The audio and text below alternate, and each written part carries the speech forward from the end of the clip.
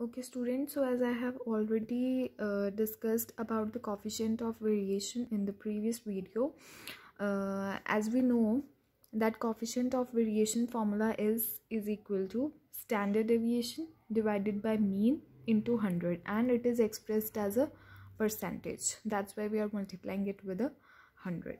Okay, sigma upon x bar into 100. So now we will use it in examples on how to calculate it and how to compare the two series of data. So first example we have is, for example, हमें body weights दिए हुए हैं and Heights दी हुई हैं. ठीक है, इसका mean दे रखा है x bar is equal to this and इसका मीन दे रखा है x bar is equal to this. इसकी स्टैंडर्ड डेविएशन भी दे रखी है, इसकी भी स्टैंडर्ड डेविएशन दे रखी है. ठीक है, हमारे पास क्वेश्चन है कि find the coefficient of variation for the body weights and heights. Means इन दोनों का कोएफिशिएंट ऑफ वेरिएशन निकाल लो एंड हमें ये बताना है कि विच हैज़ मोर वेरिएशन, किसकी ज़्यादा वेरिएशन है. As I have already told you in the last video कि वेरिएशन किसकी ज़्यादा होती है, जिसका सी वी ज़्यादा होगा.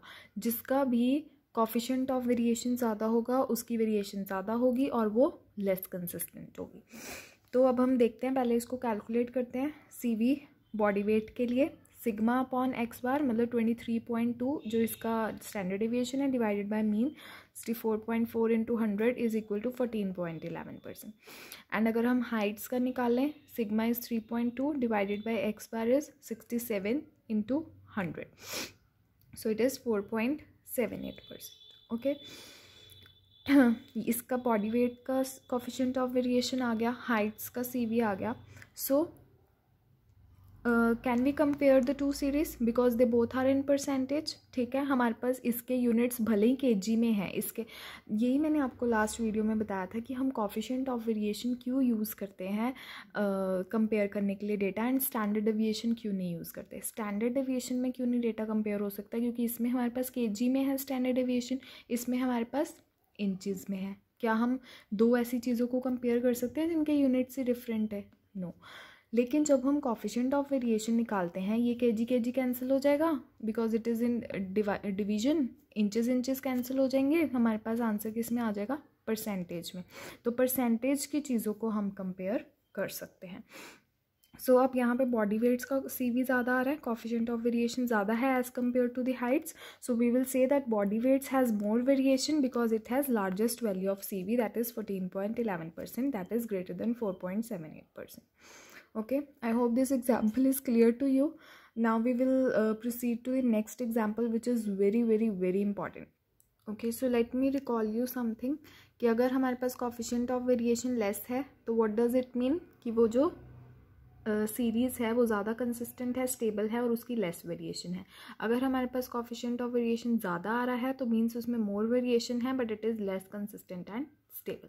क्वेश्चंस आपको इसी तरह के ही आएंगे कि विच प्लेयर और which series is more consistent and which has more variation. तो आपको उसके लिए ये पता होना ज़रूरी है कि किसका सी वी लेस है उसके लिए लेस वेरिएशन होगी, किसका सी वी मोर है उसके लिए वो लेस कंसिस्टेंट होगा.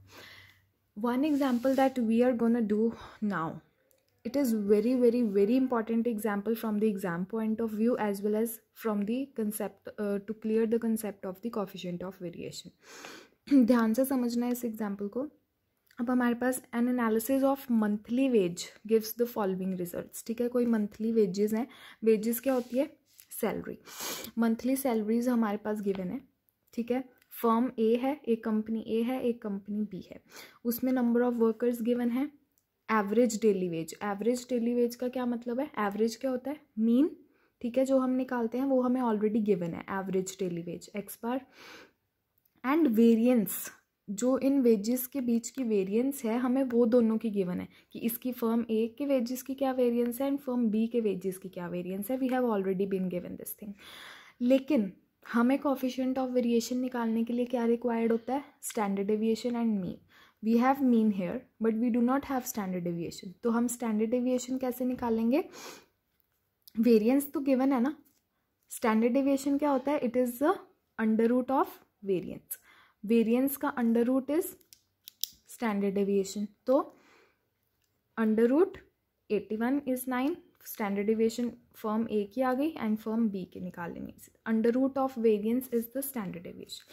सबसे पहले हम इसकी स्टैंडर्ड डिविएशन निकाल लेंगे, ठीक है। अब हमारे पास क्वेश्चन है कि विच फर्म पे लार्जर वेज बिल, मतलब कौन सी कंपनी जो है इन दोनों में से वो लार्जर सैलरी पे करती है, मतलब सभी एम्प्लॉयज़ की मिला के कंपनी ए ज़्यादा सैलरी पे कर रही है या कंपनी बी ज़्यादा सैलरी पे कर रही है, ठीक है। पहला क्वेश्चन ये निकालना है। Second is in which firm A and B is there greater variability in individual wages. तो इंडिविजुअल मतलब फर्म ए के इंडिविजुअल सैलरीज़ में और फर्म बी के इंडिविजुअल सैलरीज़ में किस में ज़्यादा वेरिएबिलिटी है, वो हम कैसे बताएंगे, कोफिशिएंट ऑफ वेरिएशन के थ्रू, कि वो लेस वेरिएशन है या मोर वेरिएशन है, ठीक है। सो सबसे पहले हमने इसमें क्या कैलकुलेट करना है फर्म ए के लिए।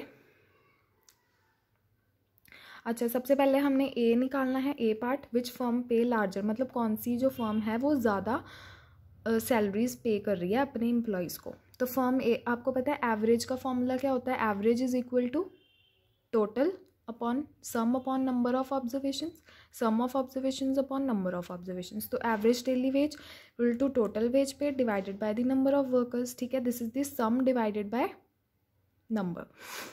एवरेज डेली वेज आपको ऑलरेडी गिवन है, that is 186। Total wage paid हमने निकालना है कि मतलब टोटल जो है फर्म ए कितनी सैलरीज पे कर रही है टोटल सभी एम्प्लॉयज़ की, एंड नंबर ऑफ वर्कर्स जो है वो भी हमें गिवन है फर्म ए के। सो वी हैव इट, हम इसको वैल्यूज़ पुट करेंगे, इधर आके ये मल्टीप्लाई हो जाएगा। तो total wage paid of firm A is 186 into तो 93,000 आ गया ये फर्म ए का, ठीक है। ऐसे ही हम फर्म बी का भी निकालेंगे। Average daily wage is equal to total wage paid, मतलब टोटल कितनी सैलरीज पे करी हैं divided by the number of workers. तो टोटल कितनी सैलरीज पे करी है फर्म बी की भी इधर आके मल्टीप्लाई होके हमारे पास आंसर आ जाएगा। अब आप इन दोनों आंसर्स में से देख सकते हो कि टोटल इसका फर्म ए जो है वो कितनी टोटल सैलरीज पे कर रही है और फर्म बी जो है वो कितनी टोटल सैलरीज पे कर रही है। कौन सी फर्म ज़्यादा पे कर रही है, इट इज़ फर्म बी, क्योंकि इट इज़ पेइंग 1,05,000 और ये 93,000, तो फर्म बी ज़्यादा पे कर रही है, तो we will say that firm B has larger wage bill. It is a simple formula जो हम एवरेज का मीन का निकालते होते हैं, that is mean is equal to summation, मतलब sum of observations divided by the number of observations, ठीक है। तो हमने इसमें सम मतलब टोटल निकालना था, ओके, बिकॉज, ठीक है। I hope this is clear to you. Now we will proceed to solve the second part. Okay, so second part हमारे पास क्या है कि आपको क्या निकालना है उसके अंदर कि कौन सी फर्म की ज़्यादा वेरिएबिलिटी है। तो उसके पहले हम कोफिशिएंट ऑफ वेरिएशन निकालेंगे to find the variability and compare the two data series, मतलब हमें दो डेटा सीरीज को कंपेयर करना है। अब फर्म ए के लिए हमें कोफिशिएंट ऑफ वेरिएशन निकालना है। स्टैंडर्ड डेविएशन हमें पता है, मीन पता है, उससे हमने वैल्यूज़ पुट करी 9/186 इंटू 100, हमारे पास ये आंसर आ गया। तो इसको हमने 1 इक्वेशन मान लेना है, ठीक है। फर्म बी के लिए we have standard deviation as this and mean as this, उसमें हमने वैल्यू पुट करनी है 10/175 इंटू 100, तो हमारे पास कोफिशिएंट ऑफ वेरिएशन आ गया ये, इसको 2 ले लेना है। अब आप इसको देख के बता सकते हो कि कौन सी फर्म में ज़्यादा वेरिएबिलिटी है, ग्रेटर वेरिएबिलिटी बतानी है। तो ग्रेटर वेरिएबिलिटी का क्या मतलब है कि किसका कोफिशिएंट ऑफ वेरिएशन ज़्यादा है। मोर सी भी होगा तो मोर वेरिएबिलिटी होगी, लेस सी भी होगा तो लेस वेरिएबिलिटी होगी।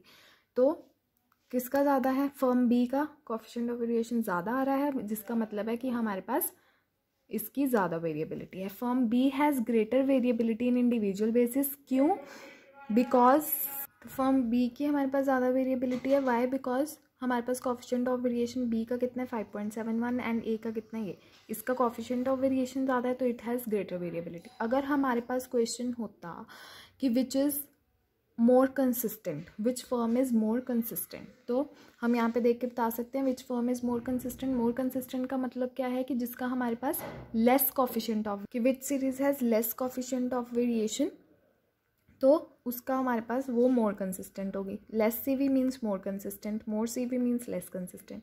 तो सी वी ए का हमारे पास कम है, लेस सी वी है, ठीक है, and C V of B is less than so we concluded as that firm A is more consistent because इसका हमारे पास लेस सी है।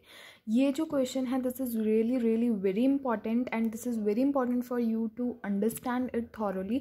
अगर इसमें कोई भी आपको डाउट है तो please feel free to ask me at any time because this question is very important from the point of view of coefficient of variation. We will solve some more examples like हमें किस किस तरह के question आ सकते हैं coefficient of variation में, हम थोड़ी और एग्जाम्पल्स भी सॉल्व करेंगे in the very next video. Thank you.